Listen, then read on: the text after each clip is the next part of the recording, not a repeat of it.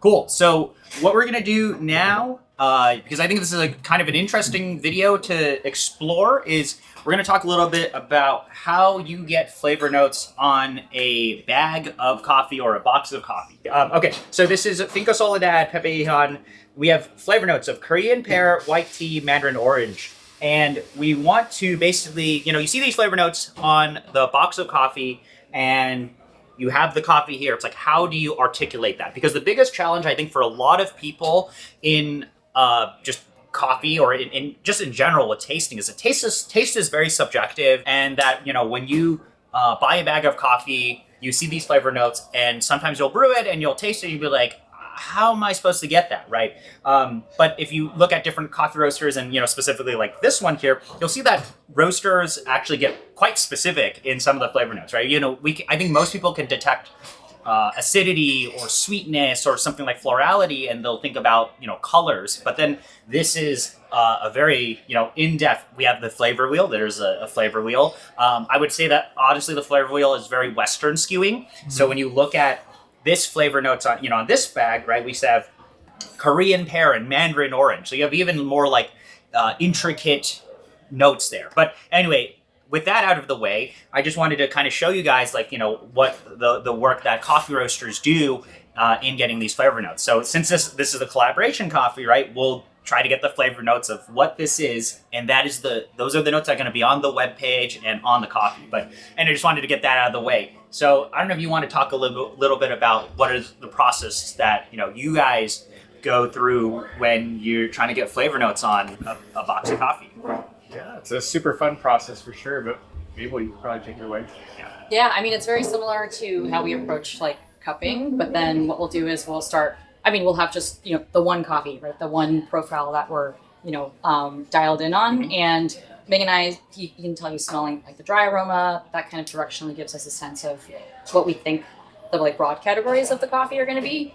And then we go through similar cupping protocol, right? We add the hot water, let it sit, and then break it. And throughout that whole process, we're taking down notes throughout the way. So it's very different than evaluation. Like now we're actually trying to tap into our memory palaces, right? Like what are those fruits or other types of foods, right, that evoke that memory or that trigger that kind of response. And for me personally, what I'll do is I'll go through, okay, what is the level, like type of acidity? Like what category of fruit? Like is it stone fruit? Is it, citrus fruit? Is it, more of like the berry, like mallow type of fruit? And then kind of dig in deep. Okay, is it a strawberry? Yes, no. Is it like blueberry? Yes, no. And then just try to narrow down until I see, oh, okay, like yes, this is actually, that reminds me very much of that experience I feel when I taste or smell that particular fruit or food. So that's my personal approach. And it does mean that I'm still learning to build my vocabulary and, what that, the library of palate or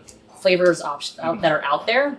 That's the fun part. And I do want to say that there are usually no right or wrongs in the context of if you buy a bag of coffee and you brew it, and you won't get super specific flavor notes that a roaster might get, because everybody's life experiences are different in terms of how they write flavor notes, right? If you've never tasted a Korean pear and they say this tastes like Korean pear, it's not in your memory bank for flavor notes. But generally speaking, most people have tried a lot of the fruits in their life, and you can kind of picture like, okay, I see what this roaster was going for. Maybe I wasn't, maybe it's not like super specific that you can't relate to that experience as much, but generally speaking, if they're talking about like red fruits, most people have experienced red fruits, but it's just that you can go a little more specific. And what we're doing here is, in a previous video, we had the coffee for this collaboration, and we were just figuring out the profile. We figured out the profile we like. Now we're going to take the profile and say, okay, these are the flavor notes that we're going to get from it. So we're running another cupping to find that out. So but again, usually there are no rights and wrongs, unless maybe you are a cup of excellence judge and you're spending, you're out there and you're figuring out how expensive coffee should be. Then you definitely want to be calibrated to people, which is how it is. But with this, it's okay to have fun to an extent. I think we can talk about this later on, which is like the crazier flavor notes. But part of it for sure is fun, like finding shared common like experiences in the past and reminders that are more prominent amongst the bigger group than others. But Yeah, you definitely don't want to be misleading, right? You don't want to put down like fruits when it's like a super charcoal dark roast, where I'm like, pushing like cocoa, and just putting fruit notes would be disingenuous. Yeah. So there are boundaries, but within those boundaries, it's nice to,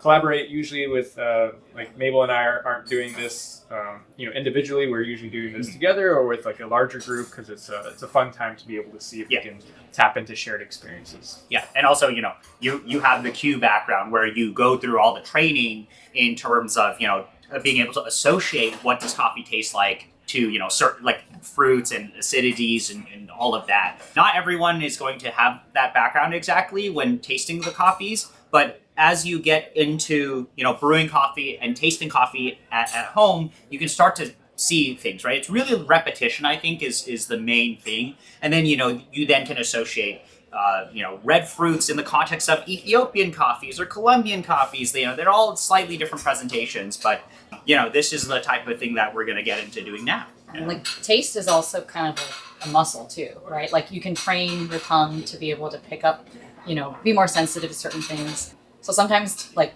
cupping with Ming is a little frustrating because he may have like more really specific notes, and sometimes I'm like, oh, this just tastes like a very general, like category of something. And I think that's where like we both work really well, because for me, sometimes I feel like I have a bit more of like a general perspective versus Ming sometimes may have a more specific palate that maybe not everyone, is trained, but like to your point. So yeah, I think it's good to have different perspectives. Yeah, but let's go ahead and get into it.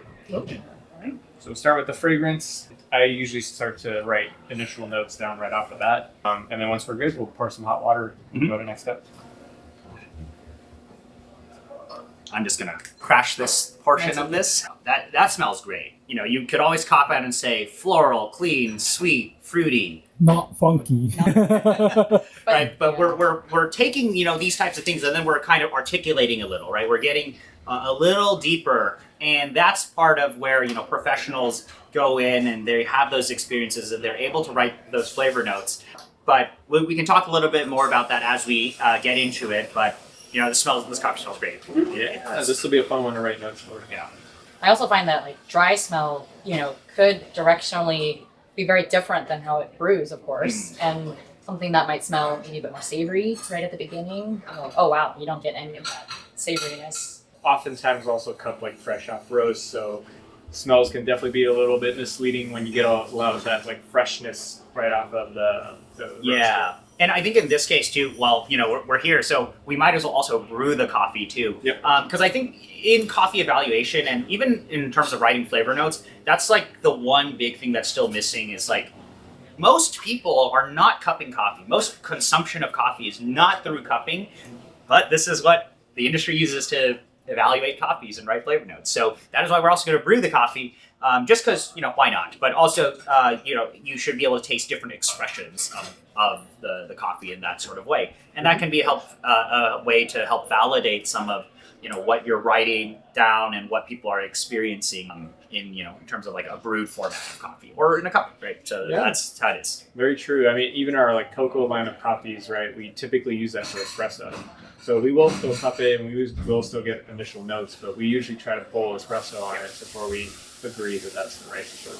We'll fast forward. We'll get the cupping in, and I'll also brew some of the coffee. Ming's got the cupping. We already, just letting it brew. We have another 8-ish minutes, but we might as well brew the coffee also on column. This coffee smells great. It smells like a Pepe coffee. It's got some of that really nice Sydra characteristics. Oh, and another trip. Brian's an expert. I'm a professional, right? And in the time that we make one brew, You can have one cupping or an entire... Think about how much setup this was. We were able to set this entire thing up, grind the coffee, brew it, and this cupping we haven't even gotten anywhere. and it still needs to cool down after 14 minutes or 12 minutes. Just don't cup coffee. It's a waste of time. Nobody experiences coffee this way. Unless you have 10 cups, then in that case... Yeah, that's like critical mass. Yeah. Unless you're terrible at brewing like me. So we're also brewing this because we can, and it's fun. But we'll have one presentation of the coffee with cupping notes, and then we might as well just have also a brewed format, right? Because you'll have different expressions. one's a filter brew, one's an immersion brew. But also, brewing is really fun for these collaboration coffees and all of that. But yeah, this is definitely a step that's missing, in my opinion, of a lot of QC in the coffee world. But that's my opinion. I know the solution. The solution is right there. You should. Can you turn the camera? No, this is not an People can see advertisement for see that. The solution is to open up your coffee shop and present Coffee. people, your worldview of coffee. One day we'll have a coffee where we let other people get notes for us. Yeah. And We're gonna make a Wordle. a word Well, cloud. you should you know what would be such a fun activity is if you crowdsourced flavor notes from people, right? You'd be like, May's had that have idea, too. everybody taste the coffee, like in the shop, and be like, you guys participated in this. Okay, well, here we go. This is done, so we can enjoy this first before the cupping. That's crazy. It's crazy. He's tossing his ramen. Yeah, I'm tossing my ramen.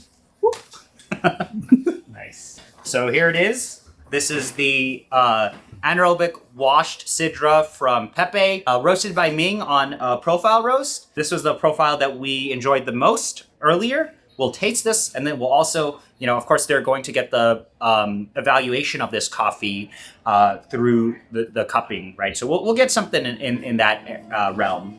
Ooh, smells great. How about we just have Harry write the flavor notes? No. Shout out to Robert. He actually roasted that one. Oh, Harry, Robert roasted this profile roast? Very cool. Yeah. You roasted it to the BQ standard. He said it was roasting. Oh, BQ's gonna taste this. I know what to do. Yeah, I'm gonna make it Extra really dark. I'm gonna make it so you can actually taste the coffee. Wow. Shots fired. Pepe's wife actually made this for me. Shout out Monique. Monique. Am I in it? Yeah, barely. Oh. Like further back in. Yeah. So he's already writing down some stuff. He's gonna write. I'm very excited for the production of this coffee, given how this tastes. A lot of really nice acidity. The juice is there. It's really floral and sweet. Clean finish too. I'm gonna let this cool down more, but This is like not your typical floral too. there's the dynamics of Sydra. If you've tasted Typica Mejorado before, I think Typica Mejorado is very, very, very, very subtle, very elegant, very elegant. Sydra, at least grown at Soledad, is, in my opinion, very dynamic, punchy, powerful. There's the juice there. This actually has more of like tea thing going on, like a green tea. There's a nice tea note in this as well. Maybe like herbalness is one thing that you could perceive, but I like that there's this level of acidity in this coffee that is really pleasant. And the dynamics are there with, of course, how we brewed it. We brewed it on zero bypass column, which does present acidity forward and gives you that really harmonious presentation. Like all of the flavor notes are very harmoniously tied together, right? And It's pretty balanced. yeah, very balanced. Well, that's how I was brewing it. I brewed it balanced on purpose instead of like dumping a ton of water in there. Just like how balanced cupping is. Just like, but this will taste better, right? Nothing tastes better than from a spoon. You pour it on the you don't spoon. like to have fun. Cupping boring. So we'll taste that versus Hey, what if you like poured that brew into a cupping bowl? very different presentations. Just pretend like it was a cupping. Yeah, very. I mean, you can tell it's the same coffee, but the presentations are very different between a cupping bowl and a brew, which makes sense because we're running this through paper, and the way we. And, as you guys all know, coffee is really, really stupid in the sense that you pour water on it in a different way. It tastes different. Insane. Yeah. This is the challenge is like, I always try to talk about the last mile problem in coffee. This is like the before the last mile problem. Like, before you even get to the flavor notes of what does the coffee taste like. We're figuring out what the coffee should taste like right now. Then you guys will be a part of the last mile problem of like, hopefully you brew it correctly and it tastes like, and you unlock everything and you put in the effort to make the coffee taste like what we think the coffee tastes like. If you're local, you can buy brew kits from us. Yeah, if you're local, you can come by and you can have Harry brew you a lovely cup of this coffee. We also sell the brewing kits now. Pre-order. So It is We really. start talking about flavors. Yeah. yeah, okay. So what do you guys do usually? When you guys talk about We usually have one person go first, just run down like what they've gotten so far, what are like primary notes that are really obvious, what are secondary stuff, and then we'll kind of go one by one. It's good to have people like have their own separate thoughts that aren't influenced first. And then, yeah, find like the commonalities, you know, retaste and see if we can pick up on the same things. So who wants to go first? I don't know what I'm tasting. I can go first. Okay, you can go first. That'll be easier. So, yeah, most of the acidity for me starts in like the green to yellow region. So I definitely still get a lot of kiwi and I get a lot of lime. It's like a little bit of like the lime peel. I think like a lime meringue is actually a pretty decent note considering how high the body is, almost like creamy. So there's like that part of it. And then there's like an undertone for me of like a savory tea. And it's more of like a savory tea or herbal tea or like a yellow florals. They're kind of like blended together for me. So it's almost like I don't know, like a honeysuckle mixed with like a chamomile tea sort of experience that I'm getting, especially in the aftertaste. But yeah, other than that, there's a ton of other like, I feel like maybe yellow fruits. I thought I got mango for a moment, but yeah, as it's cooling down a little bit, it's maybe more like sweeter, orangey fruits. Can't really like isolate it though, but that's kind of my first pass. Was that more based on the brew or the cupping? I mean, you can kind of pick out similar qualities in both. It's just like the volume is turned different for each part, right? Mm-hmm. Like this is a lot brighter, whereas this is a little bit more like body focused, I feel like. But like the same notes are there. Yeah.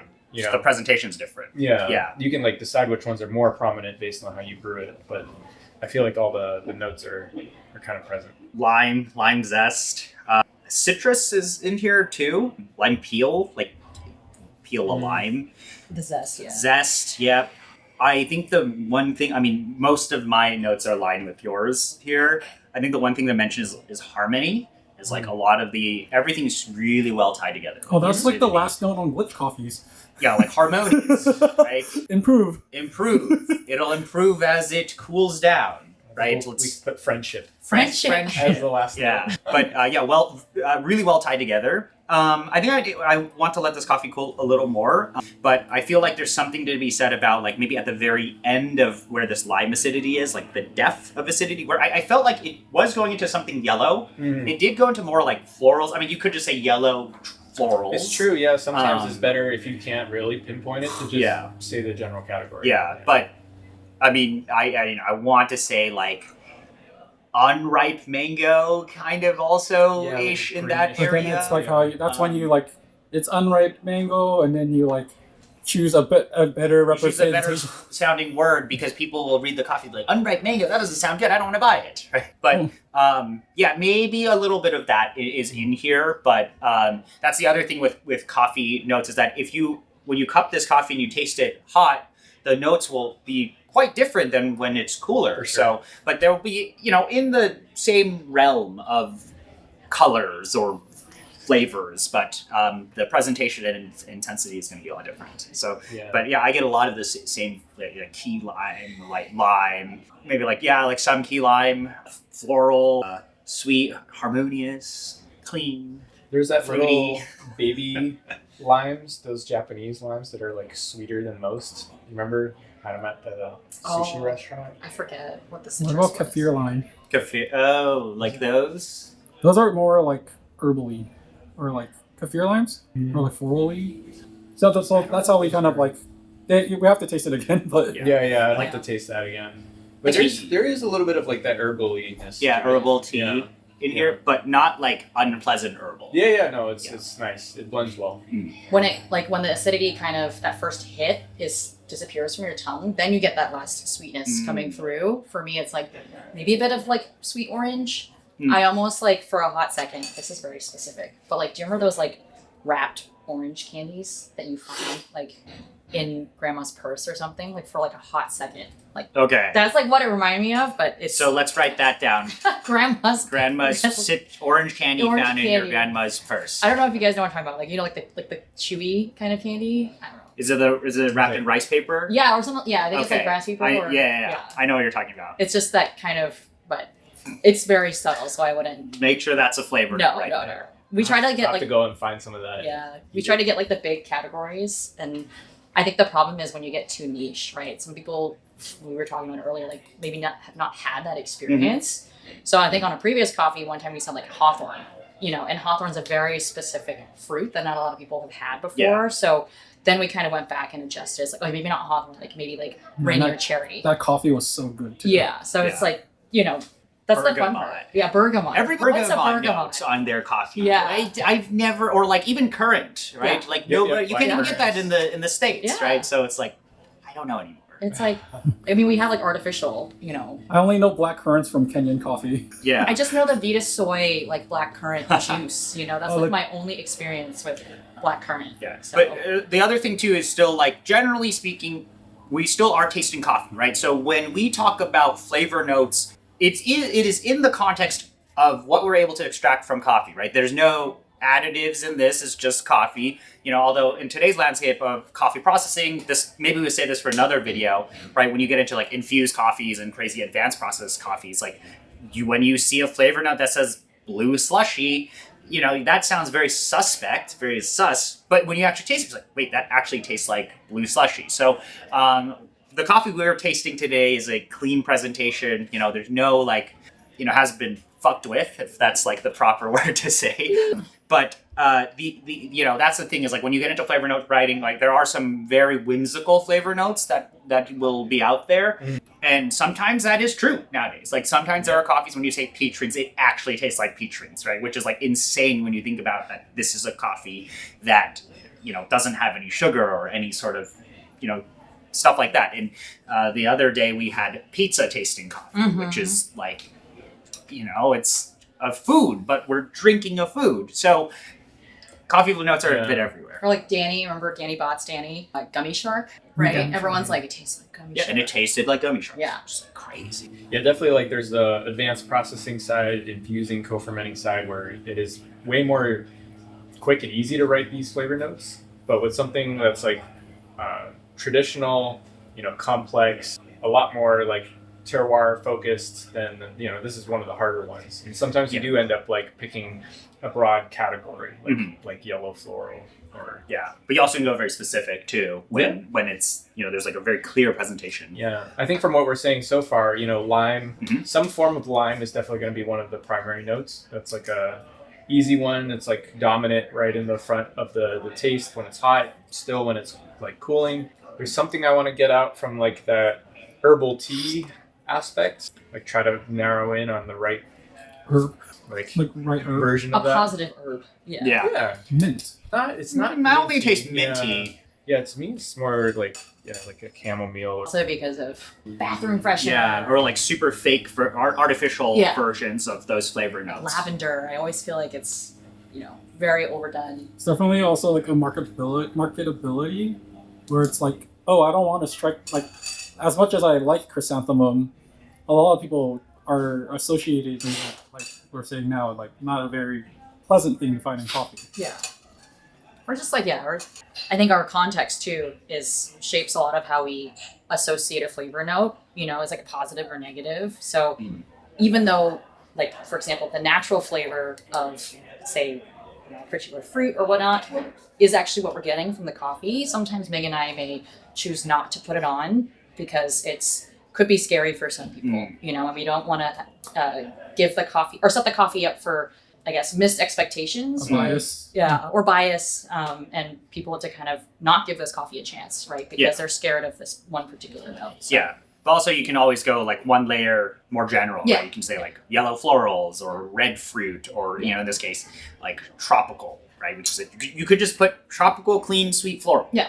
And be done with it. Good. Yeah. But, we're going 1 to 2 layers deeper. Or you don't have to do that for every single aspect of the coffee, right? But we're doing that for this one. Yeah. But for sure, lime needs to be, some form of lime needs to be on probably this. one of the first notes, or one of the first note is some lime-related note. There's a sweeter sort of citrus in here too that needs to be represented somehow. Yeah, but there's like, definitely deliberation with multiple people tasting the coffees and then figuring out like, okay, well, this is what this tastes like and all of that. When you guys are writing flavor notes, is it like based on the first thing you taste, second thing, the order in which you write the flavor notes? Is that like, would you put lime first, then you put like, florals at the back, clean, or like how do you guys do that? Yeah, I think it's usually actually in order of like if the prominence of the note. So it doesn't necessarily mean like the order that you get it. I know some roasters prefer to do it that way, totally valid. But for me, for example, like I always pick up on the florals first, regardless if it's more of a background floral or a foreground floral. I always just sense the floral first. It's like the most aromatic to me. But if it's like the weakest note, I would still prefer to put it like last in the list. Whereas like, you know, in this case, like it just so happens that like the lime is the first thing you taste and it's also the most prominent thing that you taste. So it's an obvious one to put first. But I kind of like to have like the big ones that more people would pick up on earlier and the subtle things a little bit later. Yeah. And in this example, like that lime is even louder when it comes to the brewed version of it. But there is some sort of, you know, this brew is definitely not as, it is balanced, but, you know, the cupping is slightly more, you know, high definition in terms of tasting some of these things. Yeah, let's say high definition cupping. Yeah. Oh, And I think it's also you brewed it wrong. like fun.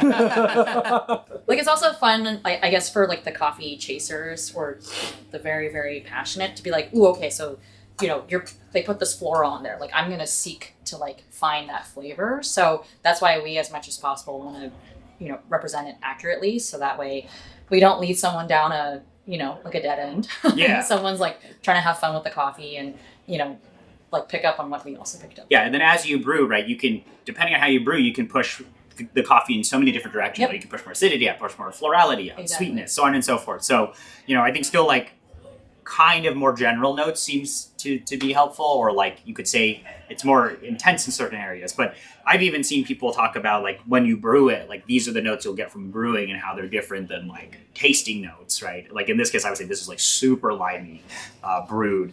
Whereas the cupping is actually more floral to me, at least in terms of perceivable things. So, you know, that's just the how it is. But yeah, you have the notes now, and then you guys will like... Yeah, I mean, for something that's complex like this, where there's a lot going on, we definitely like take our time. Sometimes we even, you know, have to put a pause in it and have to rebrew it like another time just to get like a second round confirmation, you know. Maybe brew it a different way, or cup it even at a different temperature. Yeah. In this case, I think we're kind of honing in on a few qualities, but maybe not quite to the specifics that we want. So we'll probably compare notes in a bit more detail. And try to specifics. And try to really nail down, like, is it a lime zest or is it a lime meringue? Like, which is most, for us, like, accurate in terms of representing, like, what kind of experience you're going to get with this coffee. Yeah. Okay. I'm gonna let Harry taste it. Brian likes and what Ling likes. But what do you like? Yeah, what do you like, Harry? What are you can have tasting? an opinion. I don't like coffee anymore. I like matcha lattes. This is true. All I'm getting is florals and tea. What about acidity? Acidity is more citrus leaning. It is. Now it's sweeter, so I would say more. My thought process is like it's sweeter, it's citrusy, it's more on the orange side now than I would say lime. Sydra has that pithiness to it. I always think like lime zest, right? There's like some of the pith that kind of comes up. It's not rind. Like rind. Yeah. Yeah.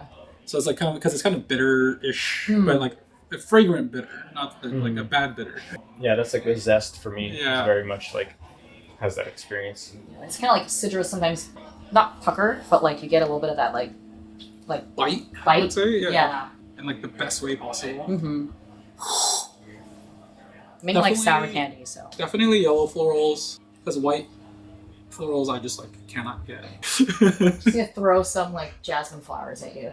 It's got such sweetness to it, and it's almost like it's kind of brown. Brown sugar. I wonder why. I definitely had brown sugar on my notes. But that's just this profile, right? Yeah. This is apparently what Brian likes. I love sweet coffee. I mean, I think the sugar aspect will definitely be there. Like, yeah. It is a very sweet coffee. It's either cane, So it's even cane more versus sweet in the brown sugar. immersion. Like, you know, when you push it a So little like too much. in the cupping, there's like less of that bite pithiness. It's like kind of smoothed out by the extra body you get from the cupping. It's kind of like what your target dynamic is. I personally don't look at body as much. So like that sweetness, smoothness, it's kind of covering, I would say, the dynamics for me to, especially my ability to taste needs that like dynamicness to kind of taste better. So cupping may not be my best way of tasting stuff. which makes sense. It's immersion. It's not a percolative brew method. Yes, the florals more there.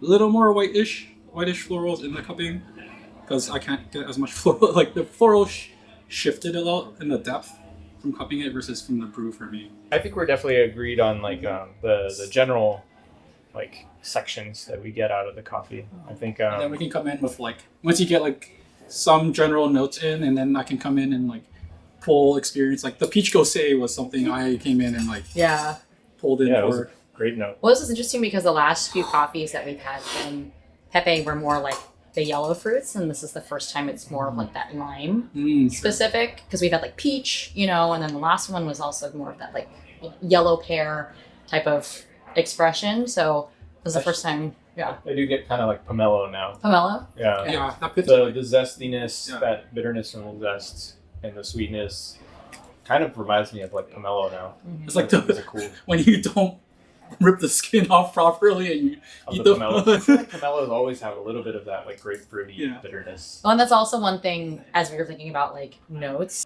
like pomelo. Not a lot of people, especially like outside of Asian countries or Asian backgrounds, have had pomelo. So Pomelo is still within the sphere of like you can get it at your grocery store pretty easily. I also put pomelo as better than grapefruit mentally. grapefruit's definitely, I think, a bit more in your face. I've had more better experiences with a pomelo than I have of grapefruits in terms of sweetness, especially. It's more subtle, like pomelo, the citric aspects of it, and the so sweet though bitterness. compared to like grapefruit. Grapefruit is just sour and zingy. Zingy, yeah, for sure. So I think Zingy. kind of what we're landing on maybe. I still want to say kind of lime meringue, but it's definitely more obvious in here, in the cupping, like an immersion style versus like at least this specific brew. Yeah. I think a pomelo is probably like a good sweeter citrus Our fruit. last pomelo was like Hacienda Copia, I think. Oh yeah, forgot. And then if we can't land on more of like a specific tea or floral, then yellow florals might be the general bucket to go with. So I think that's more accurate. GPT, what is a yellow floral close to? This guy is out here ChatGPTing flavor notes. But for Sydra Wave Natural, we put yellow florals too. Yeah, I mean, it makes sense. You know, It is a Sydra, it is Pepe Sidra again. So. yeah, like all of Pepe's coffees, you know, you definitely taste through whatever processing and still get a lot of the great inherent qualities of, you know, their unique varietals. So. It's terroir boosting processing. And I think that's what's exciting about, you know, the future, because before all this processing was like kind of scary. You're like, oh, anaerobic, it's like it can be really funky, it can be really scary. And We love anaerobic washed here. yeah, clean anaerobics. They've gotten it down to a science now. Yeah, everyone asks us like, oh, like everything here is anaerobic, and I was like, oh, but this is clean. And they're like, oh, okay. Yeah. This one's cleaner. This one's This cleaner. one's less clean. Yeah, they're all anaerobic, This one's less clean, but still very clean. but still clean. Still yeah. fun. And then from there is where we like inform the label. You know, sometimes we'll have this rough, broad category of like fruits, like what color are the fruits, you know, and what kind of dynamic like personality does the coffee have? Like some coffees are like punchier, so the art will be like really punchy. Do we use a candy note? Do we use a drink? Well, like when we were doing Neguse, that one was like really, you know, juicy, punchy. So we want to make sure the art was, you know, in the same vein of that experience. That's when you start. Versus like some coffees like very delicate. Like our most recent, you know, Siaxi is like more delicate. You know. And then Basho Bachelli was there. Yeah. Okay, so yeah, that's kind of just a look into how we get the flavor notes, right? So we cupped it, we brewed it, we have multiple people here with the, you know, taste of the coffee, and you kind of hone in, you know, you start to pinpoint those coffees, and then eventually that's what's going to end up on the labels. So hopefully if you guys pick up this coffee, whatever you experience is close to what we're experiencing here, unless we don't know what we're talking about, which is also possible at times, as we've seen Humility. this guy. It's my true. It could be true, but anyway, yeah. So that's all we want to share today, right? Is so we dialed in the profile for the coffee on a roast profile. Then we're cupping the coffee, get the flavor notes, and then there's going to be production of the coffee, and then you will get that final coffee in, and hopefully when you brew it at home, it tastes just as good as we're experiencing. So, yeah, that's all. Yeah, thank you. Brian likes brown We'll coffee. check back in 2025. Yeah. How you guys brew it. Yeah, because it's so light. Okay, bye.